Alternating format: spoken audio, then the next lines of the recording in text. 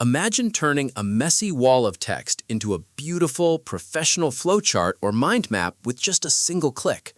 Welcome back to the channel. Today, we're looking at EdrawSoft, a complete diagramming and visual solution designed to help you unlock your creative possibilities using AI. Whether you need to build flowcharts, mind maps, org charts, network diagrams, or even floor plans, EdrawSoft provides a massive ecosystem to get the job done. The suite features three main products: EdrawMax for simple, versatile diagramming, EdrawMind for collaborative mind mapping, and Edraw.ai for online visual collaboration. What makes this platform incredibly powerful in 2026 is its suite of AI tools that do the heavy lifting for you. You can use features like AI Mind Map, AI PPT generation, AI Summarize, and AI copywriting to draft and structure your ideas instantly.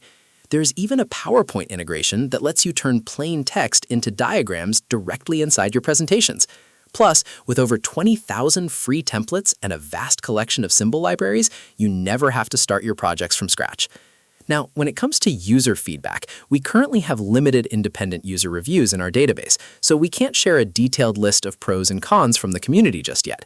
However, from a feature standpoint, the sheer variety of use cases, ranging from technical UML diagrams and electrical circuits to simple project management Gantt charts, makes it an incredibly versatile toolkit.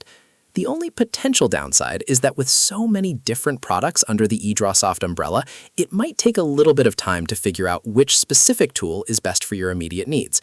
Overall, if you want to save time and let AI handle the formatting, structuring, and designing of your visual projects, EdrawSoft is highly worth checking out.